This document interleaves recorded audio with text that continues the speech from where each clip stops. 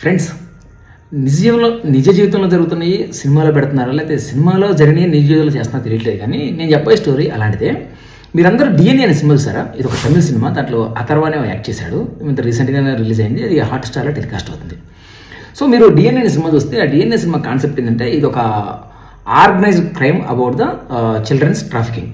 So ఎవరైతే ఈ సినిమాలో పర్సన్ ఉంటాడో ఆ పర్సన్ ఒక క్లౌడ్ ఆర్కిటెక్ట్ పనిచేస్తుంటాడు. సో అతనికి ఒక కాంట్రాక్ట్ వస్తుంది. ఏం కాంట్రాక్ట్ వస్తుందంటే, ఏవైతే మెడికల్ హాస్పిటల్ సంబంధించిన రికార్డ్స్ ఉంటాయి వాటిని డిజిటల్ చేయాలి అని చెప్పేసి ఒక ఆర్డర్ వస్తుంది. దానికి అనుగుణంగా రికార్డ్ చేస్తాడు. సో ఏవైతే హాస్పిటల్స్ ఉన్నాయో హాస్పిటల్ సంబంధించిన డేటా బేస్ మొత్తం అతని దగ్గర ఉంటుంది. అయితే సో అతనికి వన్ ఫైన్ డే రోజు ఒక కాంట్రాక్ట్ వస్తుంది. అదేంటంటే, ఎవరైతే ఒక ఆస్పిషియస్ టైంలో ఆస్ట్రాలజీ ప్రకారం సో ఎవరైతే పిల్లలు లేని తల్లిదండ్రులు ఉంటారో ఆ పిల్లలు లేని తల్లిదండ్రులకి ఆ టైంలో పుట్టిన పిల్లలు కావాలని చెప్పేసి అతనికి ఒక డీల్ వస్తుంది.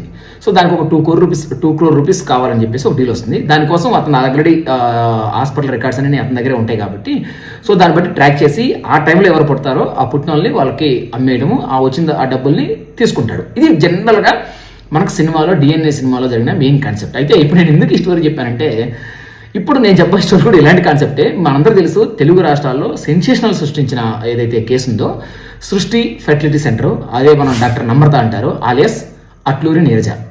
సో ఏమో చేసిన ఏవైతే విషయాలు ఉన్నాయో అవి అంతా ఇంత కాదు, మనందరూ తెలిసిందే. ఐవీఎఫ్ అంటే మనందరూ తెలుసు, ఇది ఒక ఇన్విట్రో ఫెర్టిలిటీ సెంటర్.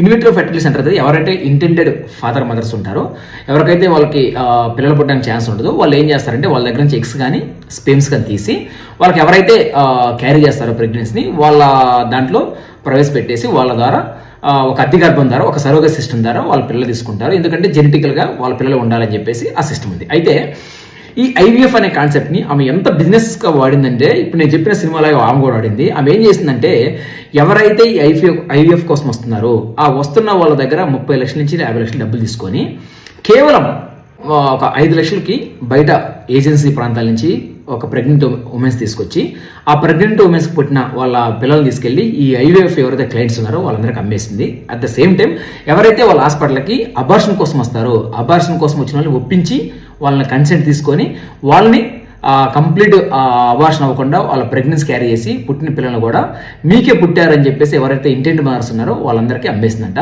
దాదాపుగా 20 నుంచి 30 కోట్ల ఫ్రాడ్ జరిగిందని చెప్పేసి చెప్పారు. అట్ ద సేమ్ టైం ఎవరైతే డాక్టర్ నమ్రత ఉన్నారో ఆలియస్ నీరజ అట్లూరి ఉన్నారో ఆమె కన్ఫెస్ కూడా చేసింది. అంటే ఎందుకు చెప్తున్నానంటే, నిజ జీవితంలో జరుగుతున్న సినిమాలు చేస్తున్నారా, లేదా సినిమాలో జరిగిన నిజ జీవితంలో జరుగుతున్నాయి నాకు లిటరల్గా కన్ఫ్యూజ్ అయింది.